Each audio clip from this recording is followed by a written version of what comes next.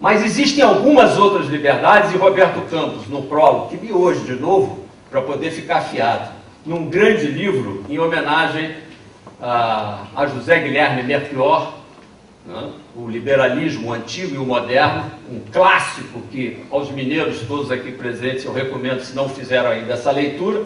Paulo me disse que está esgotada a edição, ele vai providenciar, ouça ali, o reprint disso, certamente. É um livro que vale a pena, e o prólogo por si já vale a pena, de Roberto Campos. No elogio que faz a esse que talvez seja o maior filósofo liberal moderno, que perdemos tão cedo, ele lembrava que a mais importante das liberdades, para efeitos práticos da obtenção dessa tal prosperidade, que já é um tema coletivo, é a liberdade econômica. E isso explica o contraditório da China, que à medida em que ia liberalizando a capacidade de empreender, ela ia ativando os motores da capacidade de fazer e de se organizar. Não é uma condição suficiente, como eu disse, e terão com grandes chances, e aqui faço um prognóstico, problemas políticos extremamente sérios, e talvez ainda na próxima curva desta grande crise mundial, que só não leva o nome de grande recessão ou de grande depressão, porque há um pacto em torno de dizer que ela, inclusive, já acabou, quando ela está apenas no seu desenvolvimento. E, portanto, a China ainda sofrerá as agruras da falta das liberdades políticas, mas ela usou ao máximo o processo das liberdades econômicas, o que explica o período da nossa aceleração durante o período do autoritarismo e a perda da aceleração e a nossa reclamação à medida em que a carga tributária, da qual falava Felipe, passa rapidamente de 25% do PIB para os atuais 40%, se somarmos 36% da carga com mais os quase 4% de déficit público, a pressão fiscal de 40%, e a capacidade de investir do Estado, ou seja, o que depois de arrecadar quase metade de tudo que o Brasil produz, não tem a capacidade, como lembrava Jorge, de mal colocar 2% do PIB para os investimentos reclamados por Anastasia na área de infraestrutura, para não falar da saúde, para a qual eles querem mais um tributo, que não terão, por sinal, senão, se depender de nós.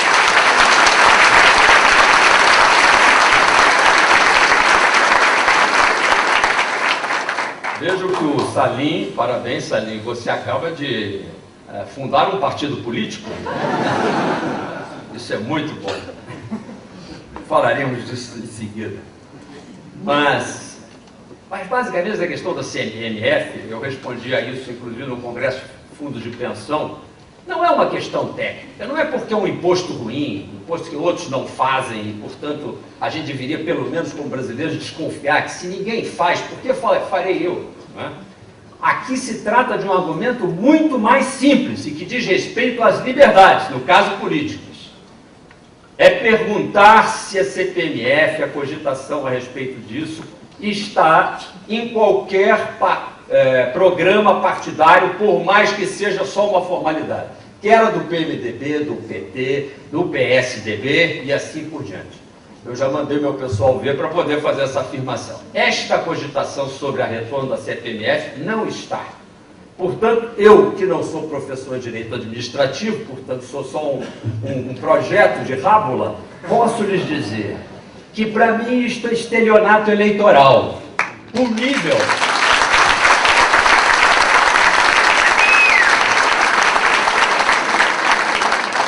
Certas coisas nós não devemos ter 3 palavras, 2 bastam: estelionato eleitoral, punível com perda do cargo, e para isso já podemos combinar com o Ives quanto ingressará com a ação do Supremo Tribunal Federal, porque, Ives, eu acho perfeitamente plausível o argumento, e que é a isso que Jorge Gerdau se refere quando ele diz: vamos organizar as instituições. As instituições funcionam assim: você deposita o seu programa e depois você cumpre, ou pelo menos tenta cumprir o seu programa. Se um tema sensível para a brasilidade não consta do seu programa, e no primeiro dia, após você ser eleito, você começa a falar daquilo que sensibiliza certamente mais de metade da população brasileira, você está arriscando perder o seu mandato antes de ser diplomado. E, obviamente, os políticos, com a sua sensibilidade, já perceberam que é uma furada.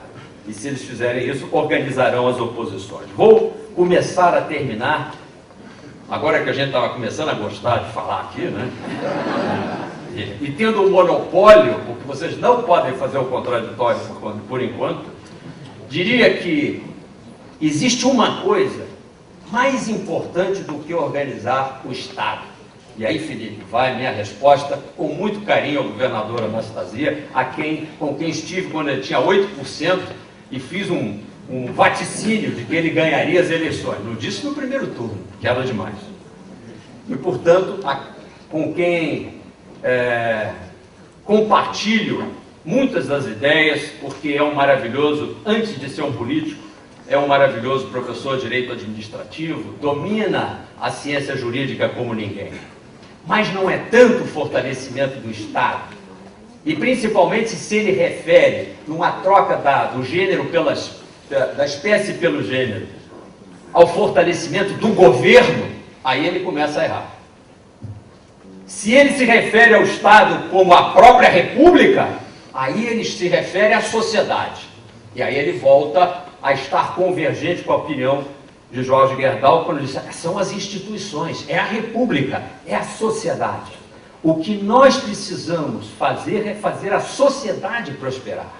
Então, eu recomendaria, eu diria isso com o maior carinho para esse capítulo mineiro, e os mineiros são tão carinhosos, são tão sensíveis, que nós temos que introduzir, sim, o social no nosso discurso. Já vim até sem gravata, foi sem querer, porque não deu tempo de subir no camarim, mas isso me faz um trabalhador aqui.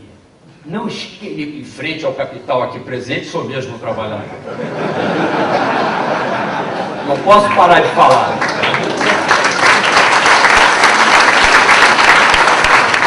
E vou terminar contando um caso sobre como que a gente faz com o social. Porque nós precisamos perceber que, antes de mais nada, a liberdade é altruísta. Pouco diferente de Ayn Rand, superando, sublimando esse egocentrismo necessário, porque, claro, a sede, o sacrário da nossa liberdade é a nossa individualidade. Não poderia ser mais individualista o comentário. Toda liberdade é a do indivíduo, mas toda liberdade só existe com o outro. E Sartre chamava, não por acaso era o Sartre, o inferno são os outros, é porque eles não deviam estar de acordo com os outros. Nós temos a nossa salvação pelos outros. Quando o soldado morre na guerra, ele morre pela liberdade altruísta. Esta é a liberdade suprema, é a liberdade na generosidade.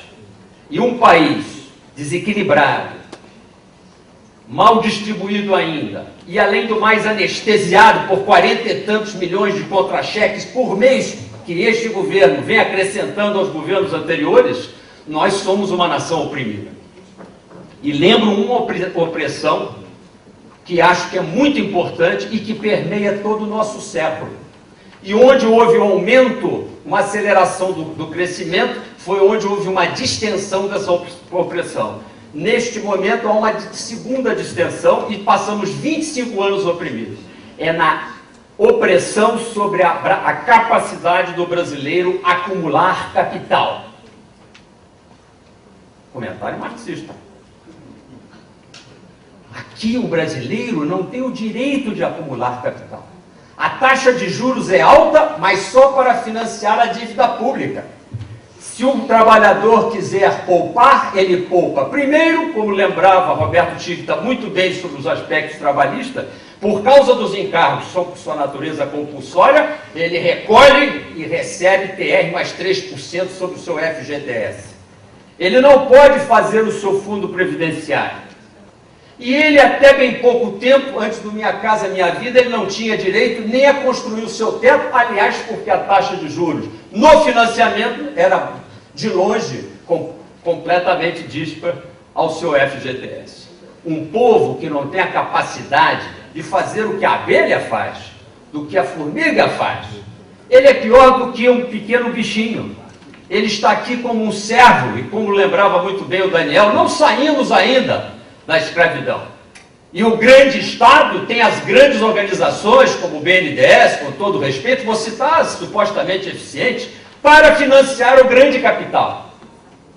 Enquanto nós não fizermos a revolução da poupança voluntária, da poupança livre, nós estamos sendo escravos. E isso é uma coisa da qual o empresário entende, ele poderia pegar essa bandeira e torná-la pragmática. Cito as 4 portas de acesso à prosperidade. Primeiro, o direito à propriedade imobiliária. O Brasil ainda é traço em matéria de crédito habitacional. Claro, o país da taxa de juros mais alta do mundo tem que ser o país que estimulou a capacidade que Jorge disse aqui, que é do indivíduo entrar no seu próprio teto. Nós tentamos fazer alguma coisa por isso. E é um pouco o exemplo do Jorge Gerdau que eu gostaria de lembrar a vocês. Ele não gostaria se eu tivesse combinado, porque ele é modesto demais. Mas há 2 anos batemos na porta do Instituto Gerdau. Jorge me recebeu, mostrei o projeto que o Instituto Atlântico estava para começar na favela do Cantagalo. Ainda havia lá o tráfico, como sempre, fortíssimo. Mas havia também um desejo de mostrar algo que em outras paragens, como por exemplo até no Peru, etc., Hernando de Soto já vinha fazendo há muito tempo. Convenci Jorge a coçar sua carteira institucional do Instituto, e ele, com um sorriso como sempre, está lá a grana para você montar um projeto que depois ele me confessou, para ele impossível, para ele impossível, que era o de fazer o levantamento censitário de todos os 1.485 residências da favela do Cantagalo, recenseá-las, obter o assentimento de cada morador para estabelecer uma procuração a um grupo de advogados de empresa que trabalhavam pro bono, começar a estudar o Estatuto das Cidades, fazer a topografia, que foi exatamente a despesa mais elevada, de cada casa, de cada residência, dar para esse morador a planta baixa com os confrontantes e ingressar com uma ação judicial na Justiça da Fazenda Pública contra o Estado, contra a SEAB do Rio de Janeiro, tudo isso combinado com o Sérgio Cabral, mas fazendo. E aproveitamos e arrolamos a prefeitura também. Usando o Estado de Direito. Hoje, o Jorge Gerdau é muito bem quisto na favela do Cantagalo. Talvez mais do que o Beltrame, que foi depois com as UPPs. Nunca tivemos um problema. Houve adesão não só de 99% dos moradores, como inclusive, certa feita, o arquiteto me disse, tive um telefonema insólito. Foi-me mandado um recado de Bangu 1, o traficante mandando não esquecer o levantamento da casa dele. Está lá, agora está nos finalmente.